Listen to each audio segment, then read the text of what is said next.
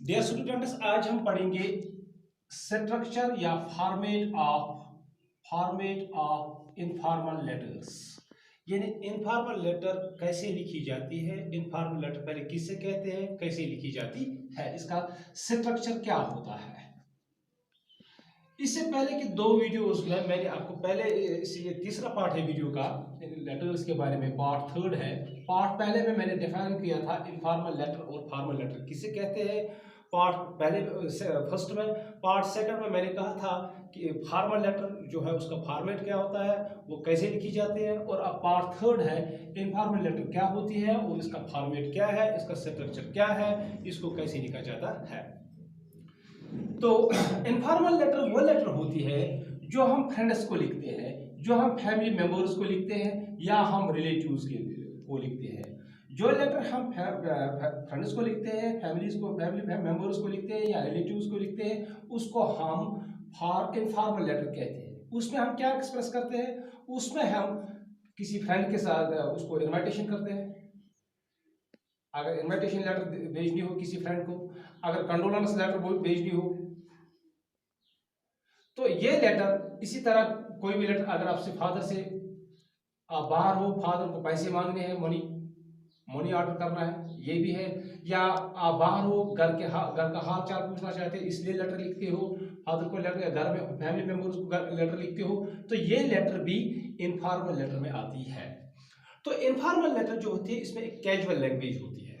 Casual language का माने है एक किस्म का एक रिलैक्स्ड लैंग्वेज, यानी उसमें आप वो छोटे छोटे जुमले इस्तेमाल कर सकते हैं, कभी सब्जेक्ट इस्तेमाल ओमिट कर सकते हैं, कभी आधे सेंटेंस इस्तेमाल कर सकते हैं। Hi, stay there, stay there, don't come here, don't come here. So आधे सेंटेंस या फुल सेंटेंस आप इस्तेमाल कर सकते हैं। इनको कभी हम इंपेरेटिव्स भी कहते हैं, इंपेरेटिव भी कहते हैं। या कभी आप फिलर्स भी इस्तेमाल कर सकते हैं, फिलर्स भी इस्तेमाल कर सकते हैं। ओ, हाय, ऐसे ऐसे वर्ड्स इस्तेमाल कर सकते हैं। ओफ, these are called as fillers और these are called as interjections, ये इस्तेमाल कर सकते हैं। तो इसमें एक इमोशनल टून भी होता है, यानी ये वो लेटर होती है जिसमें ग्रीफ हो। ठीक है, अगर आप कंडोलेंस लेटर लिखते हैं उसमें ग्रीफ एंड सारो है। जिसमें अगर कभी आप पास हुए होंगे या आपने कोई लॉटरी जीती हो, तो उसमें जो आप लेटर लिखते हैं, हैप्पीनेस की लेटर लिखते हैं, तो अपने दोस्त को लेटर लिखते हो या अपने घर वालों को लेटर लिखते हो, तो ऐसे लेटर को भी इनफॉर्मल लेटर कहते हैं। ये इनफॉर्मल लेटर में आप ग्रीफ एंड सॉरो भी एक्सप्रेस करते हैं, या जिन लेटर में आप ग्रीफ एंड सॉरो एक्सप्रेस करते हैं वो लेटर आमतौर पर इनफॉर्मल लेटर होते हैं। जिन लेटर्स में आप हैप्पीनेस एक्सप्रेस करते हैं वो लेटर भी आमतौर पर इनफॉर्मल लेटर होती है, शर्त कि वो लेटर फिर आप फ्रेंड्स को लिखी हो, फैमिली मेंबर्स को लिखी हो, रिलेटिव्स को लिखी हो। अगर जो लेटर हम फ्रेंड्स को लिखते हैं, फैमिली को लिखते हैं और रिलेटिव्स कहते हैं विद डाइवर्स थीम, कुछ भी थीम हो, डाइवर्स थीम, कुछ भी थीम हो, तो ऐसे लेटर को हम इनफॉर्मल लेटर कहते हैं।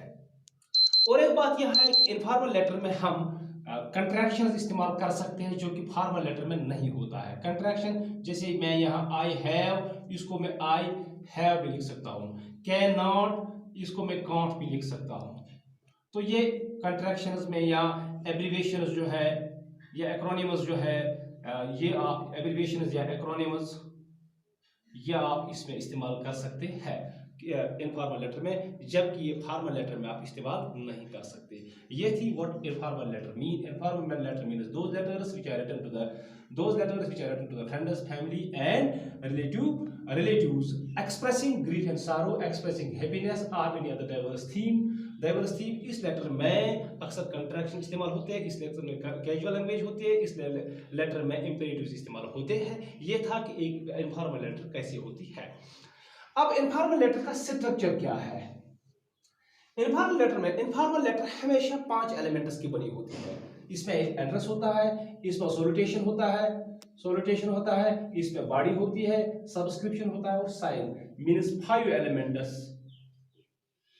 Elements of informal letter. जबकि जबकि फॉर्मल लेटर में 7 एलिमेंट्स होते हैं। फॉर्मल लेटर में और कौन कौन एलिमेंट होते हैं, यहाँ एड्रेस एक है, फॉर्मल लेटर में 2 होते हैं, एड्रेस सेकंड भी होता है। यहाँ सब्जेक्ट नहीं होता है, फॉर्मल लेटर में सब्जेक्ट भी होता है। तो फॉर्मल लेटर में एड्रेस सेकंड और एड्रेस और सब्जेक्ट ये एडिशनल होते हैं, जबकि इनफॉर्मल लेटर में ये नहीं होते। इनफॉर्मल लेटर में एड्रेस होता है, सोल्यूशन सैल्यूटेशन होता है, बॉडी होती है, सब्सक्रिप्शन होता है, साइन होता है, ये 5 एलिमेंट किसी भी लेटर के होते हैं। तो उसके बाद में अब आपको मैं बता दूंगा कि ये जो लेटर होती है फॉर्मल लेटर, एड्रेस में हम क्या क्या लिखते हैं, इसको मैं रफ करके देता हूं। अब मैं आपको बताऊंगा कि फॉर्मल लेटर कैसे लिखी जाती है। सपोज आपका ये आंसर शीट है, ये आपका आंसर शीट बन गया, ये आपकी रेड एंड डिमार्केटिंग लाइन है, ठीक है। तो एड्रेस फर्स्ट में जो है, एड्रेस फर्स्ट किसका होता है, ये सेंडर्स एड्रेस होता है, सेंडर्स एड्रेस या राइटर्स एड्रेस, ये आपका एड्रेस होता है। आपको किसी को भी लेटर लिखनी हो, दोस्त को लिखनी हो, फ्रेंड को लिखनी हो, फैमिली मेंबर्स को लिखनी हो, जिसको भी आपको लेटर लिखनी हो, तो आप एड्रेस फर्स्ट में क्या क्या लिखते हैं। आप एड्रेस फर्स्ट में ये भी 3 लाइन्स का होना चाहिए, जैसे ABC colony, ABC colony, colony Srinagar, Srinagar, ये है एबीसी कॉलोनी श्रीनगर। तो उसके बाद आप नीचे आप लिख सकते हैं, इसकी एक लाइन छोड़कर आप डेट लिख सकते हैं। डेट के बहुत सारे तरीके होते हैं। एक आदमी डेट लिखता है, आज सपोज आज 3rd है या 2nd डेट है, 2/02/04/20, ये एक तरीका है। कोई लिख सकता है 02.04.20, ये दूसरा तरीका है। कोई लिखेगा 2 मई 2020, ये तीसरा तरीका है।